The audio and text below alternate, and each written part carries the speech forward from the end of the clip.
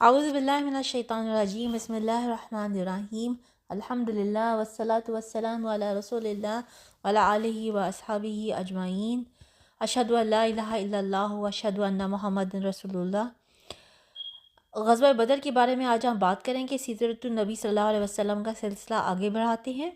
یہ اسلام کا پہلا فیصلہ کن معرکہ تھا۔ غزوہ عشیرہ کے ذکر میں ہم بتا چکے ہیں کہ قریش کا ایک قافلہ مکے سے شام جاتے ہوئے نبی صلی اللہ علیہ وسلم کی گرفت سے بچ نکلا تھا۔ یہی قافلہ جب شام سے پلٹ کر مکہ واپس آنے والا تھا تو نبی صلی اللہ علیہ وسلم نے طلحہ بن عبید اللہ اور سعید بن زید کو اس کے حالات کا پتہ لگانے کے لیے شمال کی جانب روانہ فرمایا۔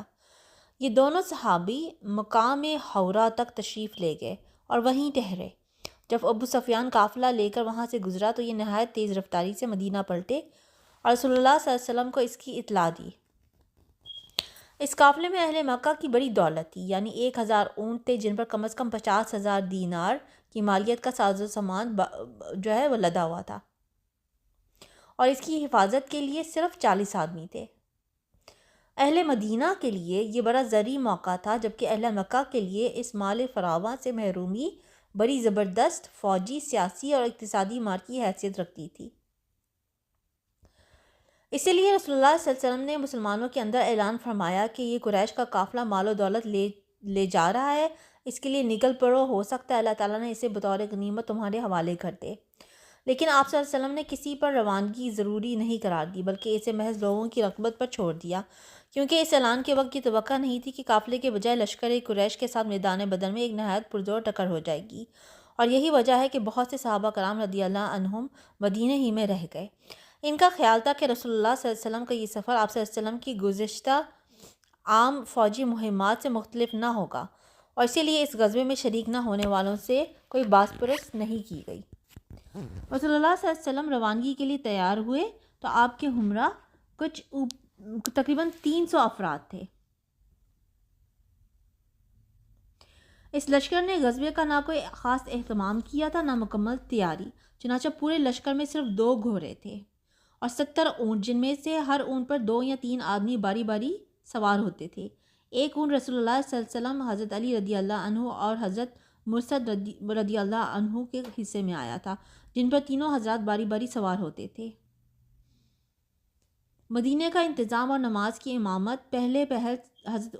ابن مکتوم رضی اللہ عنہ کو سونپی گئی، لیکن جب نبی صلی اللہ علیہ وسلم مقام روحہ تک پہنچے تو آپ صلی اللہ علیہ وسلم نے حضرت ابو لبابہ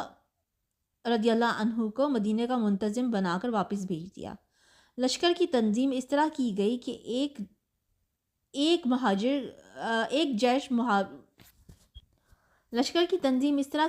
ایک جیش مہاجرین کا بنایا گیا اور ایک انصار کا۔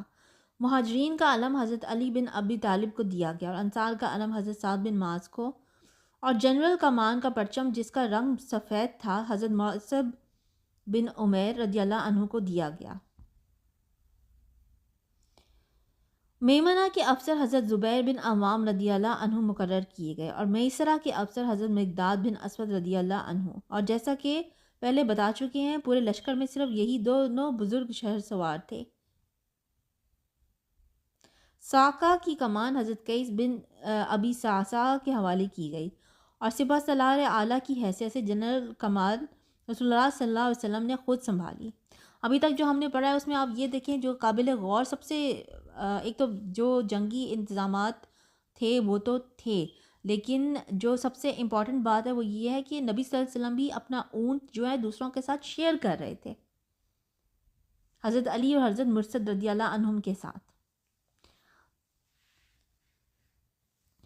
بہرحال آگے دیکھتے ہیں۔ رسول اللہ صلی اللہ علیہ وسلم اس نامکمل لشکر کو لے کر روانہ ہوئے تو مدینہ کے دہانے سے نکل کر مکہ جانے والی شاہراہ عام پر چلتے ہوئے بیر روحہ تک تشریف لے گئے، پھر وہاں سے آگے بڑھے تو مکے کا راستہ بائیں جانب چھوڑ دیا اور داہنے جانب کترا کر چلتے ہوئے نازیہ پہنچے۔ منزل مقصود بدر تھی، پھر نازیہ کے ایک گوشے سے گزر کر وادی رحقان پار کی۔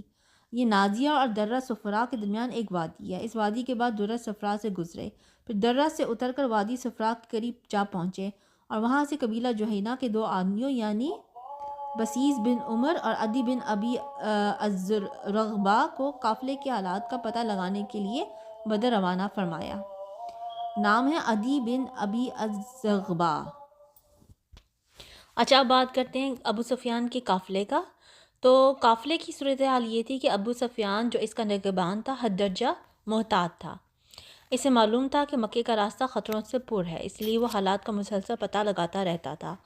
اور جن قافلوں سے ملاقات ہوتی تھی ان سے کیفیت دریافت کرتا رہتا تھا۔ چنانچہ اسے جلد ہی معلوم ہو گیا کہ محمد صلی اللہ علیہ وآلہ وسلم نے صحابہ کرام رضی اللہ عنہم کو قافلے پر حملے کی دعوت دے دی ہے، لہٰذا اس نے فوراً دمدم کو اجرت دے کر مکہ بھیجا کہ وہاں جا کر قافلے کی حفاظت کے لیے قریش میں مدد کی صدا لگائے۔ دمدم جو تھا وہ نہایت تیز رفتاری سے مکہ آیا اور عرب دستور کے مطابق اپنے اونٹ کی ناک چپری کجاوا الٹا کرتا پھارا اور وادی مکہ میں اسی اونٹ پر کھڑے ہو کر آواز لگائی، اے جماعت قریش، قافلہ قافلہ، تمہارا مال جو ابو سفیان کے ہمراہ ہے، اس پر محمد صلی اللہ علیہ وسلم اور اس کے ساتھی دعویٰ بولنے جا رہے ہیں، مجھے یقین نہیں کہ تم اسے پا سکو گے، مدد مدد۔ یہ آواز سن کر لوگ ہر طرف سے دوڑ پڑے، کہنے لگے کہ محمد صلی اللہ علیہ وسلم اور اس کے ساتھی سمجھتے ہیں کہ یہ قافلہ بھی ابن حضرمی کے قافلے جیسا ہے۔ جی نہیں، ہرگز نہیں، خدا کی قسم انہیں پتہ چل جائے گا کہ ہمارا معاملہ کچھ اور ہے۔ چنانچہ سارے مکہ میں دو ہی طرح کے لوگ تھے، یا تو آدمی خود جنگ کے لیے نکل رہا تھا یا اپنی جگہ کسی اور کو بھیج رہا تھا،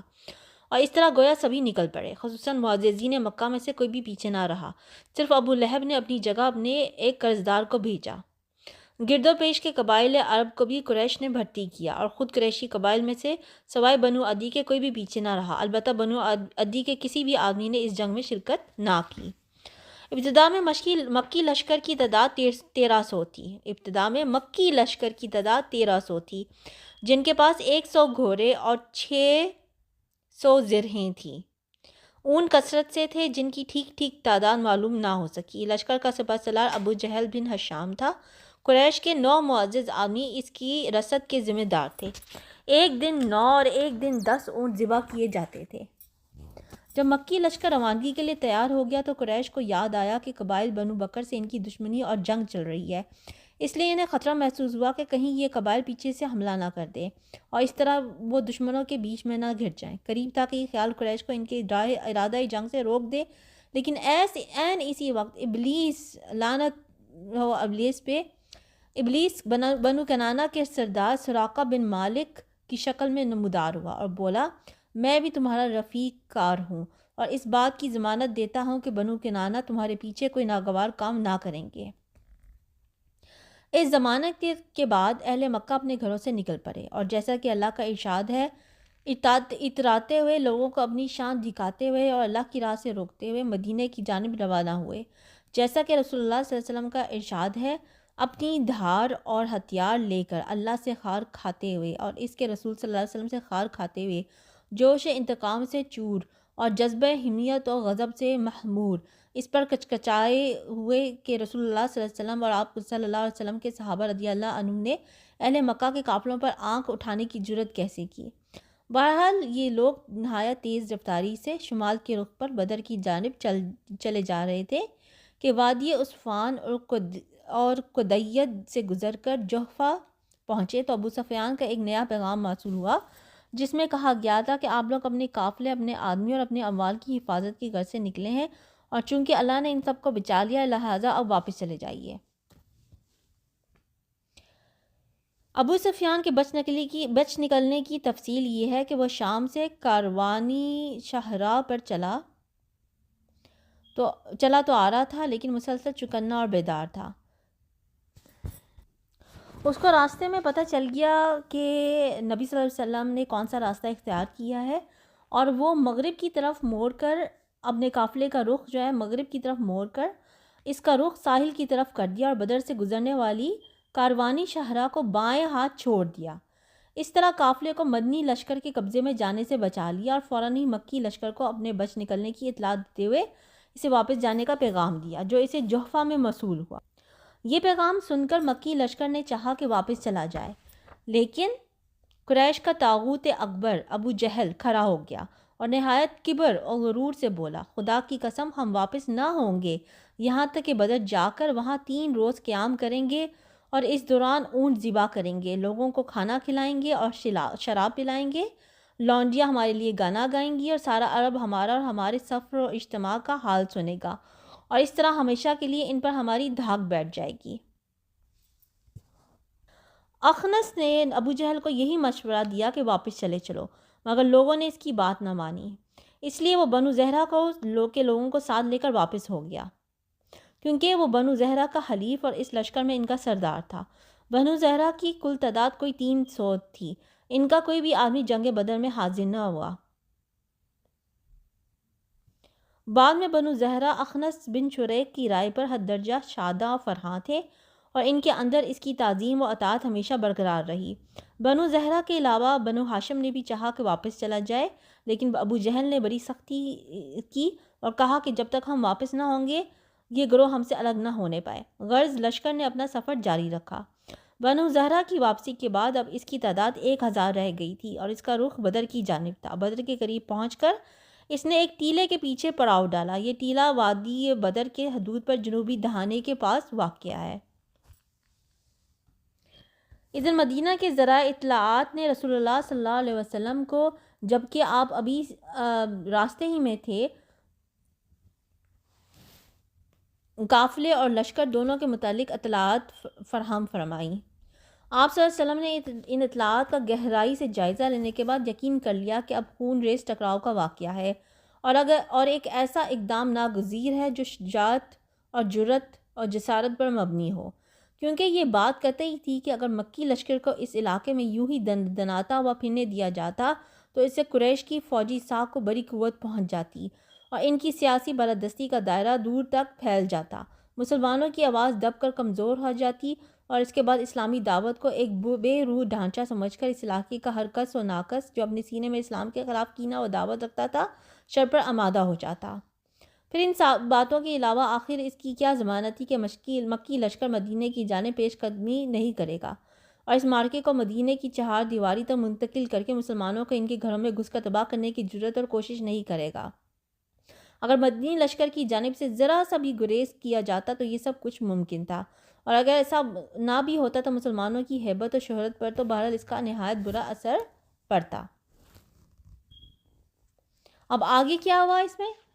یہ لیسن تھوڑا لمبا ہو رہا ہے، اس لیے باقی کا واقعات جنگ بدر کے ہم اگلی دفعہ انشاءاللہ اسٹڈی کریں گے۔ اس سے ہمیں یہی پتہ چلتا ہے کہ مسلمانوں نے جرأت اور ہمت کا مظاہرہ کیا اور کترائے نہیں، اس ٹکراؤ سے کترائے نہیں وہ۔